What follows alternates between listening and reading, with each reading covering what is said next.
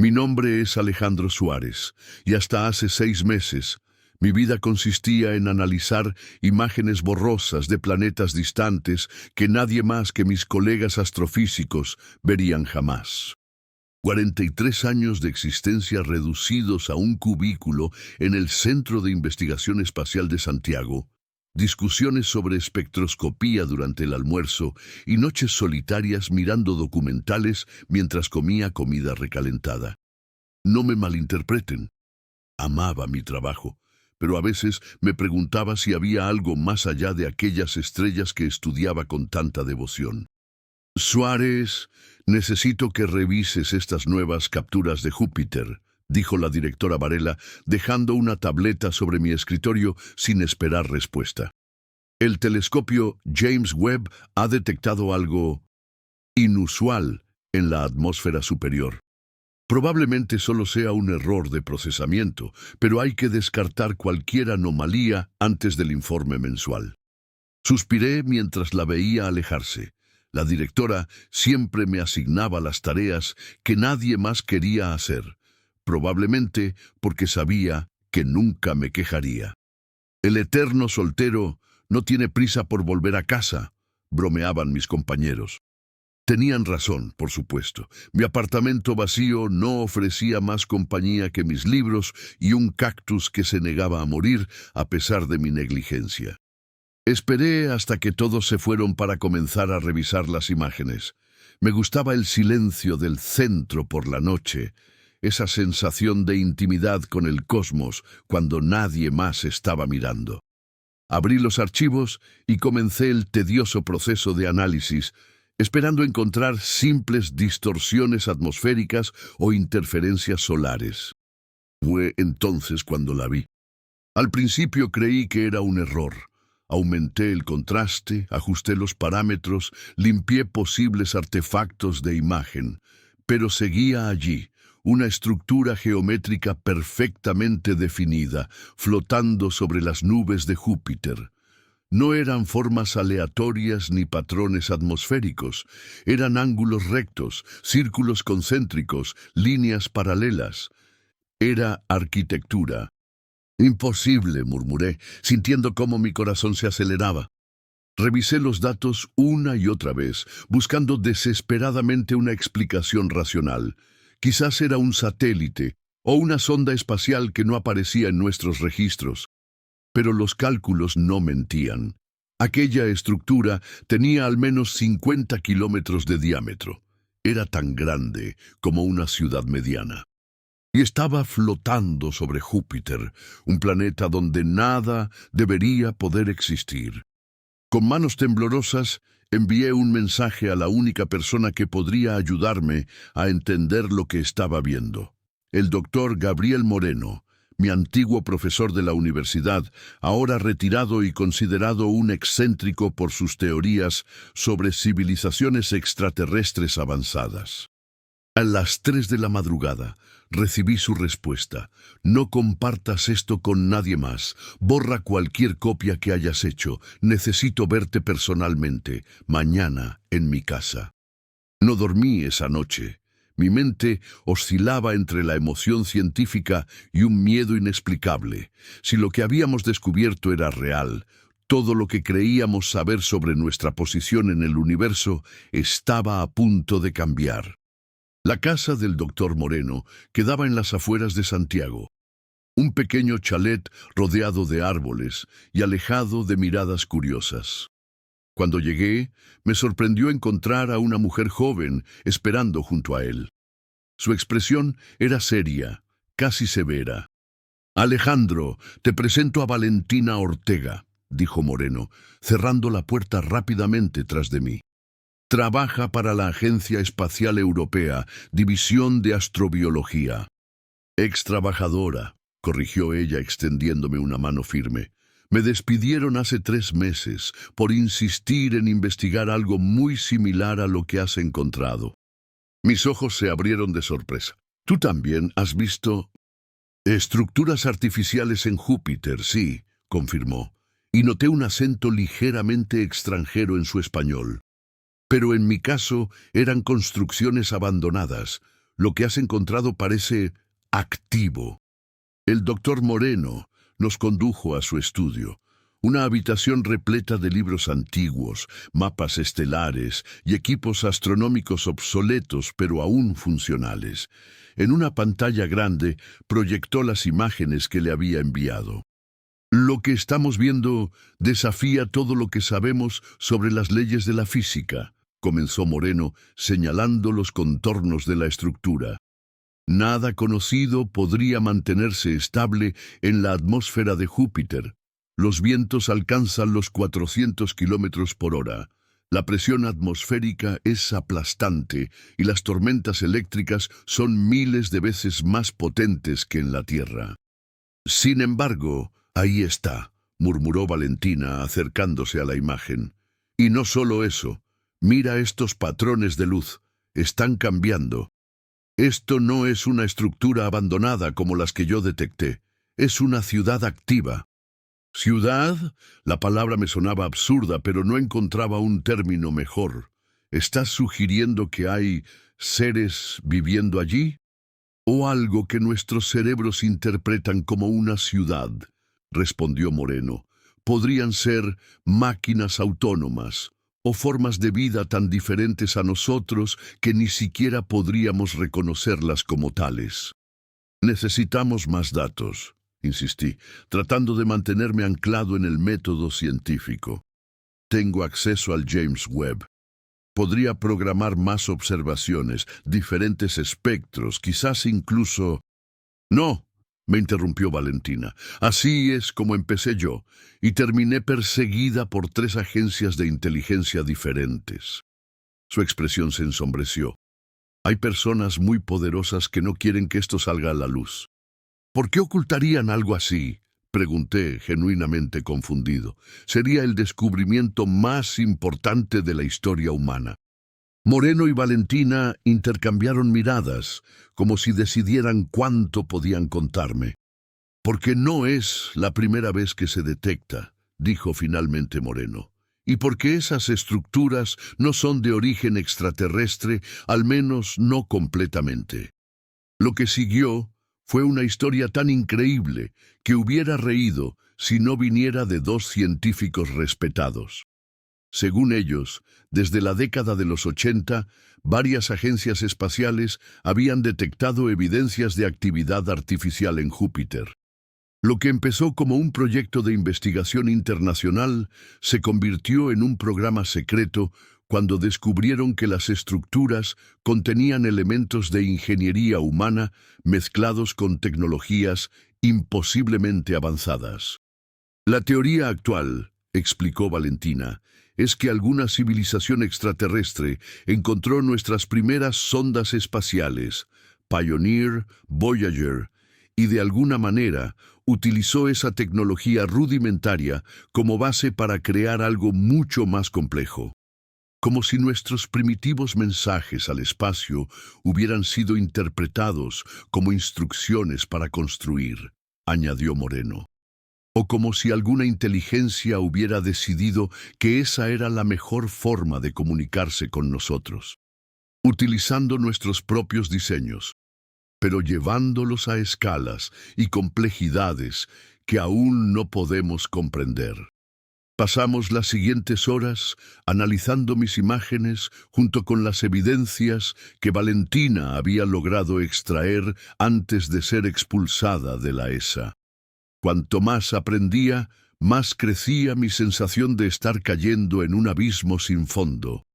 No solo estábamos ante la prueba de vida inteligente más allá de la Tierra, sino ante la posibilidad de que esa inteligencia hubiera estado observándonos, estudiándonos, quizás intentando comunicarse durante décadas.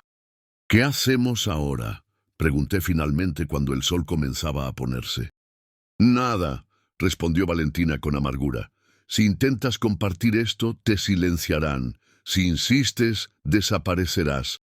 Créeme, he visto cómo funciona. No podemos simplemente ignorarlo, protesté. Si realmente hay algo intentando comunicarse con nosotros...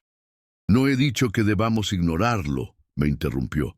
He dicho que no podemos hacerlo a través de los canales oficiales. Sus ojos brillaron con determinación. Pero hay otras formas. Así comenzó mi verdadera aventura.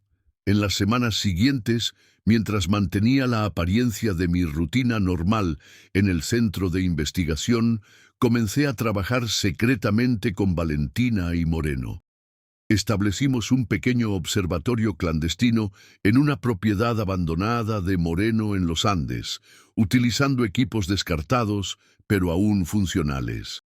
Cada noche, cuando todos creían que estaba en casa, conducía 2 horas hasta nuestro escondite y pasaba horas registrando la ciudad jupiteriana, como la llamábamos en broma, para aligerar la tensión. Pero no había nada gracioso en lo que estábamos descubriendo. Las estructuras cambiaban, no de forma aleatoria, sino siguiendo patrones que empezaban a parecerse sospechosamente a secuencias matemáticas. Fibonacci, pi, números primos. Era como si estuvieran mostrando deliberadamente su inteligencia, probando que no eran fenómenos naturales. Una noche captamos algo nuevo, pulsos de luz que se repetían a intervalos regulares. «Es código binario», susurró Valentina mientras procesábamos los datos. «Están transmitiendo información». Trabajamos febrilmente para decodificar el mensaje. Cuando finalmente lo logramos, el resultado nos dejó sin aliento. «Preparando contacto, coordenadas terrestres requeridas». «Dios mío», murmuró Moreno, «quieren venir aquí». Las semanas siguientes fueron un torbellino de debate ético y filosófico. ¿Teníamos derecho a responder en nombre de toda la humanidad? ¿Qué pasaría si las intenciones de esta inteligencia no eran pacíficas? O peor aún, ¿qué pasaría si los gobiernos de la Tierra descubrían que estábamos en comunicación con ella? Mientras tanto, noté cambios en mi entorno laboral. Archivos desaparecidos, miradas sospechosas, la directora Varela haciendo preguntas extrañas sobre mis horarios.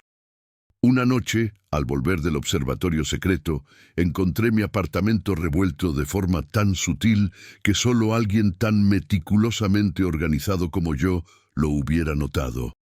Nos estaban vigilando. «Tenemos que tomar una decisión», dijo Valentina durante nuestra siguiente reunión. Su rostro mostraba signos de agotamiento, pero también una determinación férrea. O respondemos al mensaje, o pronto perderemos la oportunidad. ¿Y si es una trampa?, objeté. Si estamos invitando algo peligroso a nuestro planeta. O si estamos rechazando el mayor avance en la historia humana, contraatacó ella. Piénsalo, Alejandro. Si quisieran hacernos daño, con esa tecnología podrían haberlo hecho ya. En cambio, están pidiendo permiso. Valentina tiene razón, intervino Moreno. Además, no es como si fuéramos a darles las coordenadas del centro de Santiago. Podemos indicar un lugar remoto, prepararnos adecuadamente. Finalmente, después de noches sin dormir, accedí. Utilizando nuestro rudimentario sistema de comunicación, enviamos una respuesta. Coordenadas para un punto en el desierto de Atacama, lejos de cualquier asentamiento humano. La respuesta fue inmediata, contacto en 7 rotaciones terrestres. Una semana. Teníamos una semana para prepararnos para el primer contacto confirmado con una inteligencia no humana. No tuvimos tiempo de celebrar nuestro logro. Esa misma noche, mientras regresaba a mi apartamento, un vehículo negro me interceptó. Hombres con trajes oscuros me obligaron a entrar. No opuse resistencia. En cierto modo, había estado esperando que esto ocurriera. Me llevaron a una instalación subterránea que no aparecería en ningún mapa oficial. Allí, en una sala de interrogatorios minimalista, me encontré cara a cara con un hombre mayor de ojos penetrantes que se presentó simplemente como el coordinador. Dr. Suárez comenzó sin hostilidad pero con una autoridad innegable. Ha estado jugando un juego muy peligroso. ¿Es un crimen estudiar las estrellas?, pregunté intentando aparentar inocencia.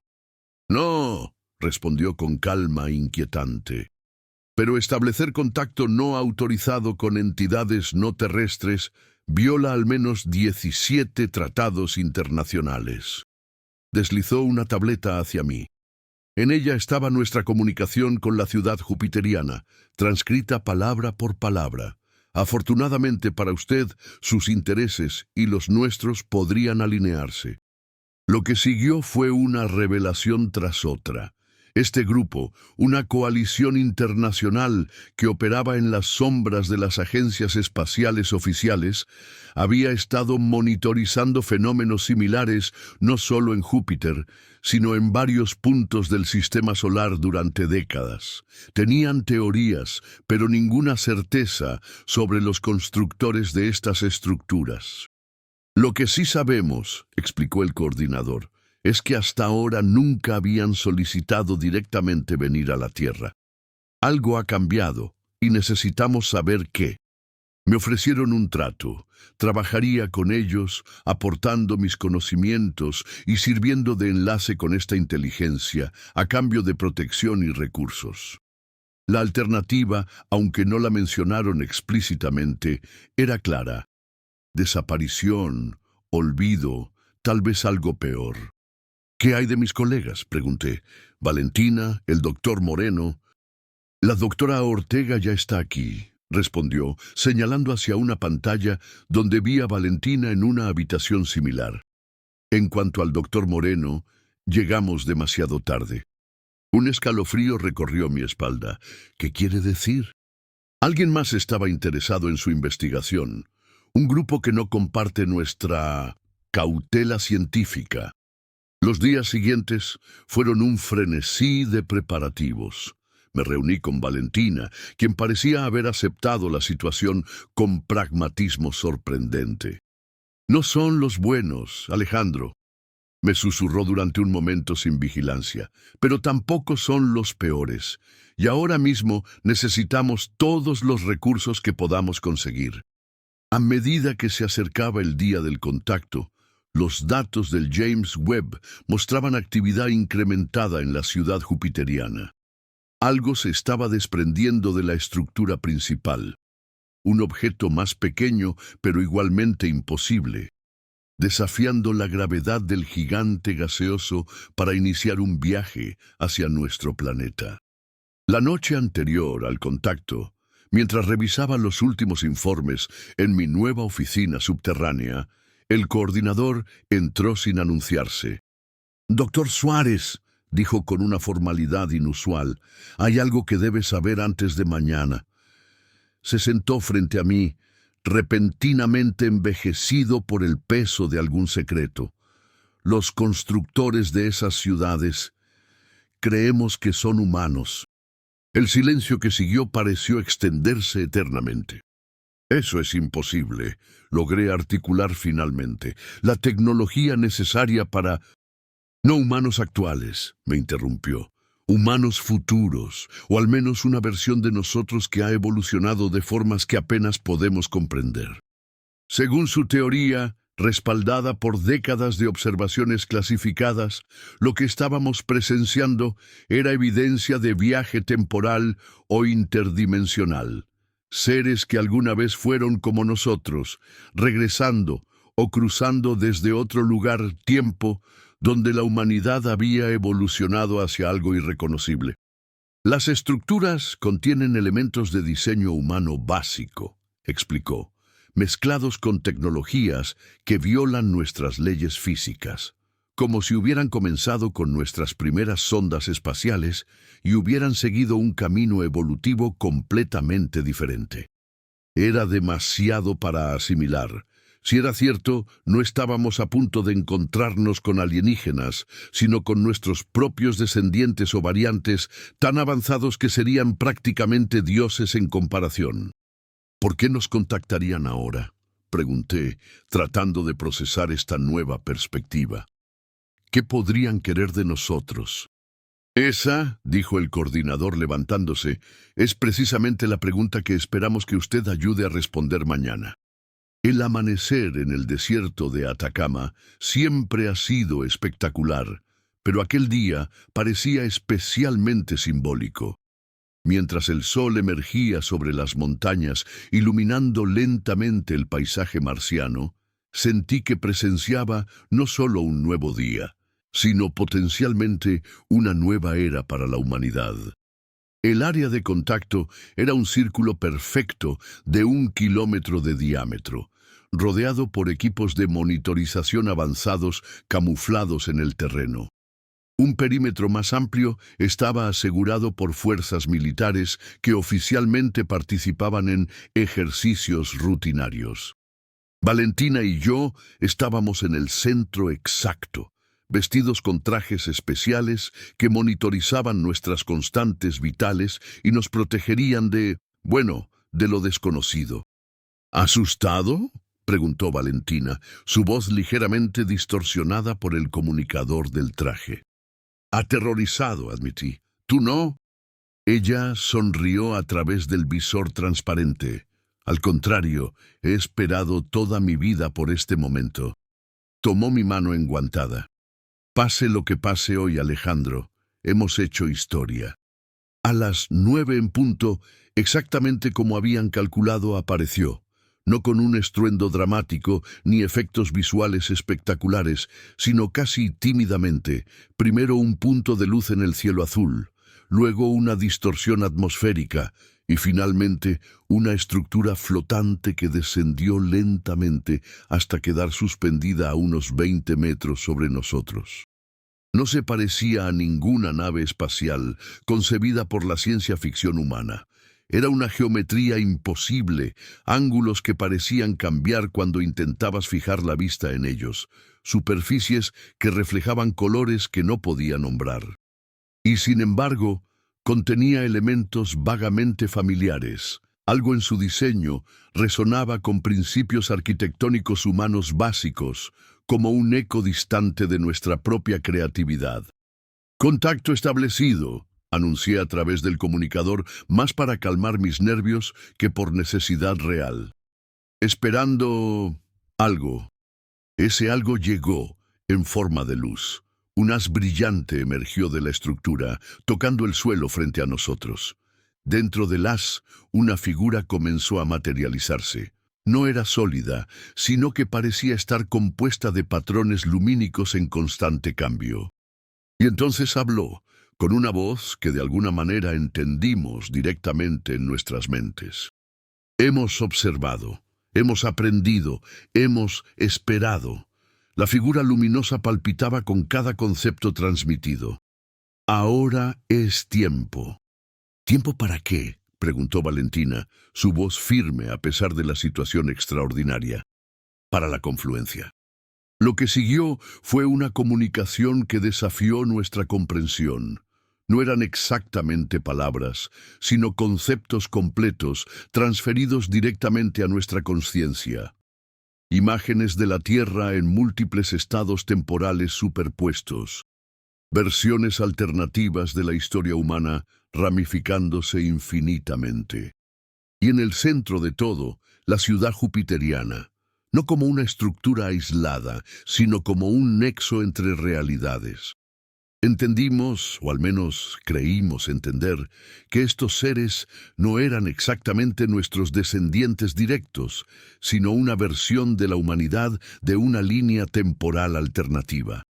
Una donde la civilización humana había tomado un camino completamente diferente, enfocándose en la manipulación del espacio-tiempo en lugar de la expansión física por el cosmos.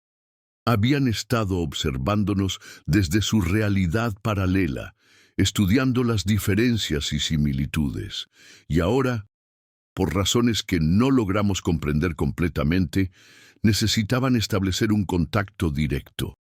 «Su línea temporal está en peligro», comunicó la entidad. «Un evento crítico se aproxima, una bifurcación decisiva». «¿Qué tipo de evento?», pregunté, sintiendo un miedo primordial ante la idea de amenazas a escala de realidades. Las imágenes que recibimos fueron apocalípticas, catástrofes globales, colapso ecosistémico, guerra tecnológica. Pero no eran predicciones inevitables, sino posibilidades, futuros potenciales que dependían de decisiones que aún no habíamos tomado. ¿Por qué nos muestran esto?, preguntó Valentina. ¿Por qué les importa nuestro destino? La respuesta fue sorprendentemente simple y profundamente conmovedora. Porque somos ustedes, y porque hemos cometido errores que ustedes aún pueden evitar. El encuentro duró apenas 23 minutos, pero alteró para siempre nuestra comprensión del universo y de nosotros mismos. La entidad nos proporcionó conocimiento, no tecnología avanzada que podría ser mal utilizada, sino entendimiento fundamental sobre la interconexión de todas las cosas. Información que, si se aplicaba correctamente, podría ayudarnos a navegar los peligrosos cruces de caminos que se aproximaban. Cuando la estructura comenzó a ascender nuevamente, dejándonos con la promesa de futuros contactos, Valentina y yo permanecimos inmóviles, abrumados por lo que acabábamos de experimentar. ¿Crees que alguien nos creerá?, pregunté finalmente, mientras observábamos la nave desaparecer en el cielo del mediodía. No importa, respondió ella con una serenidad que nunca le había visto. Lo importante es lo que hagamos con lo que nos han mostrado. En los meses siguientes, nuestras vidas cambiaron de formas que nunca hubiera imaginado.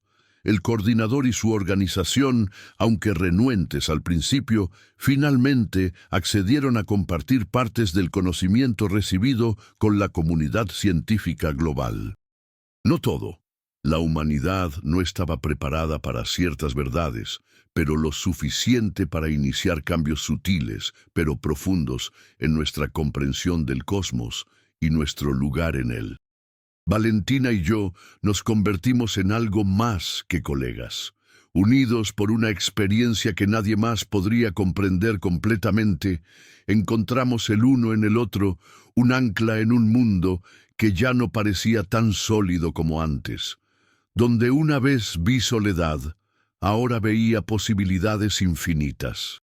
Cada noche seguimos observando Júpiter y su ciudad imposible. Sabemos que están ahí versiones alternativas de nosotros mismos, vigilando, esperando, quizás esperanzados de que esta vez, esta versión de la humanidad tome un camino mejor. Y a veces, cuando el telescopio capta nuevos cambios en aquellas estructuras distantes, me pregunto si no estaremos presenciando el reflejo de nuestras propias acciones. Un futuro alternativo que se reconfigura con cada decisión que tomamos aquí y ahora. Mi nombre es Alejandro Suárez. Solía estudiar las estrellas desde la seguridad de mi cubículo. Ahora, ayudo a guiar a la humanidad a través de su momento más crucial, con la esperanza de que algún día nosotros también podamos construir ciudades entre las nubes de Júpiter, no como escape de nuestro mundo, sino como celebración de lo que podemos llegar a ser cuando miramos más allá de nuestros límites percibidos. Porque ahora sé que el universo no es frío ni indiferente como una vez pensé. Está lleno de versiones de nosotros mismos, alcanzándonos a través del tiempo y el espacio, recordándonos que siempre hay otro camino posible, otra ciudad para construir, otro futuro para imaginar.